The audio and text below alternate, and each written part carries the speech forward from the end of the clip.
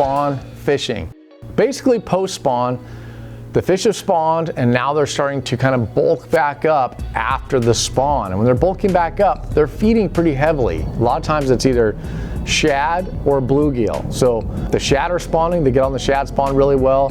Then the bluegill start to spawn, they get on brim beds and bluegill beds. But the big key is the fish start to get active and start feeding back up after not feeding that much during the spawn. So let's get to grass fishing. For me, a lot of times post-spawn grass fishing, I really like a jerkbait. Slender pointer, 112 and 127.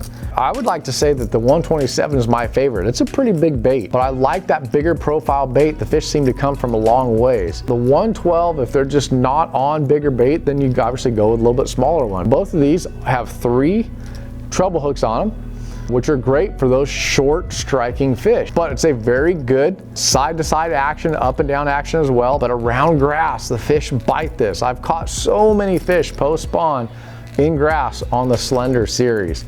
And basically what I do is I try to target these big bays or these long grassy points that go out. And the fish like to kind of group up on the outsides of these points or in the middle of these bays and just cover water with that 127 or the 112, the slender pointer. Now, when the fish get a little bit deeper and they suspend a little bit more, I'll go to a big one. I'll go to the actual 128 or even the 158. Now the 158, look how big that thing is. That is a giant jerkbait, the 158 and the 128. Both are very big jerkbaits, but I'm telling you, I've caught a lot of big fish on these jerkbaits. And there's something about that big bait calls those fish from a long ways away. So when the fish get out a little bit deeper, up the size of the bait. Hard targets, that's when I crank either a shad color crankbait or a bluegill. This is a BE gill. This is a BDS3. This is a 2.5. I can tell you right now, I've caught more big fish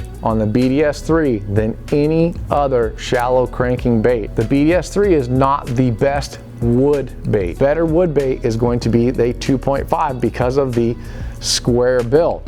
The 2.5 has an actual square bill, whereas the BDS3 has more of a rounded bill, which is going to be better around hard targets as well as grass. Wood, it just doesn't quite deflect as well as the 2.5 with that square bill. And that right there is post-spawn fishing in a nutshell for me, and you're gonna catch more fish next post-spawn season.